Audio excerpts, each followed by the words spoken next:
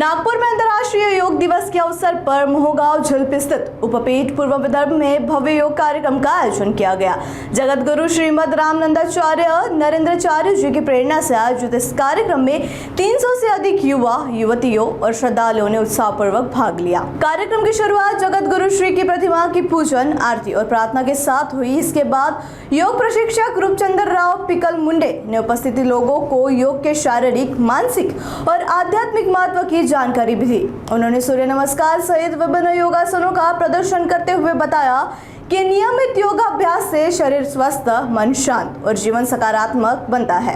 इस अवसर पर वक्ताओं ने कहा कि योग केवल व्यायाम नहीं बल्कि भारतीय संस्कृति की अमूल्य जीवन शैली भी है, जिसे अपना कर स्वस्थ, संयमित और आनंदमय जीवन जिया जा सकता है। कार्यक्रम में पूर्व विदर्भ पीठ प्रमुख एवं नागपुर जिलाध्यक्ष राजेंद्र बोहर सहित युवा सेना, महिला सेना, पुरुष सेना, संग्राम सेना और बड़ी संख्या में गुरु बंधु गुरु भंगिनियां उपस्थित रही। योग दिवस के अवसर पर आयोजित इस कार्यक्रम में समाज में स्वास्थ्य, अनुशासन और सकारात्मकता का संदेश देने का काम किया। अनंत शिवभूषित जगद्गुरु रामानंदाचार्य श्री स्वामी नरेंद्राचार्य जी यांच्या दिव्य पावन चरण कमली नतमस्तक होऊन पीठाचे उत्तराधिकारी परमपूज्य कानिफनाथ महाराज यांना माझा सादर प्रणाम।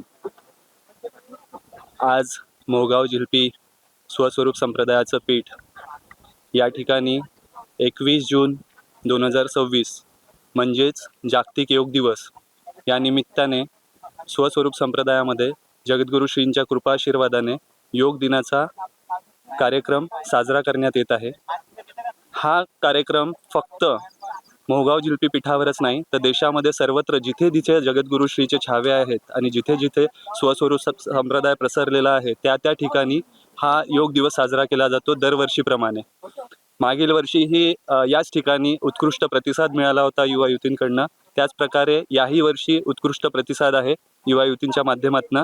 आणि जगद्गुरु श्रींचा स्वस्वरूप संप्रदाय म्हणजे हा ज्ञान मार्ग आहे आणि या ज्ञान मार्गामध्ये पतंजली ऋषीमुनी यांनी जो योग मार्ग ठरवलेला आहे भारतामध्ये, त्या योग मार्गा थ्रू सुद्धा भगवंताशी संधान साधता येतं। त्याचप्रमाणे स्वस्वरूप संप्रदायामध्ये बौद्धिकदृष्ट्या परमात्माशी संधान साधता येतं।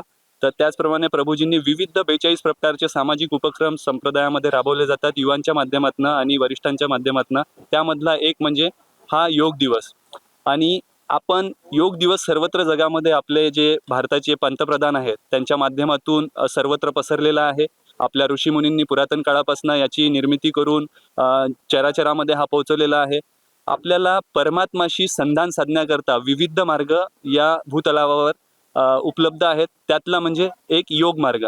त्या मार्गाने आपण शरीराला स्वच्छ निरोगी बनवू शकतो। शरीरामध्ये ज्या दूषित टॉक्सिन्स हवा असतात त्या बाहेर काढल्या जातात आणि श्वासाला नियंत्रित केलं जातं शरीराच्या कृतीनुसार आणि त्या माध्यमातून शरीर आणि मन हे निरोगी बनवलं जातं। आणि हे बनवल्यामुळे आपण परमात्माशी एकरूप होऊ शकतो आणि परमात्माशी एकरूप झाल्याने आपण त्याच्याशी संधान साधून आपल्या जीवनाचं कल्याण साधू शकतो।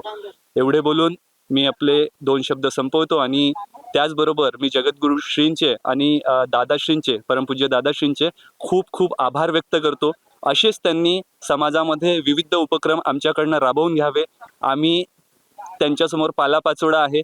त्यांनी आम्हाला ज्ञानी बनवावं अशी त्यांच्या चरणी प्रार्थना करतो। संपूर्ण जगाला निरोगी बनवावं, सर्वांना अध्यात्माच्या मार्गावरती समोर घेऊन जावं आणि सर्वांना प्रगती मिळावी, सर्वांचं जीवन सुख सुविधा त्यांना प्राप्त व्हाव्या, त्यांना त्यांच्या आयुष्यामध्ये यश प्राप्त व्हावं याकरता जगद्गुरु श्री चरणी प्रार्थना करतो। आणि तुम्ही आम्हाला जगद्गुरु श्री ही संधी दिली एवढ्या मोठ्या प्लॅटफॉर्मवर असा मोठा महान असा दिवस साजरा करण्याकरता, त्याकरता तुमचे जेवढे आभार मानू तेवढे कमी आहे।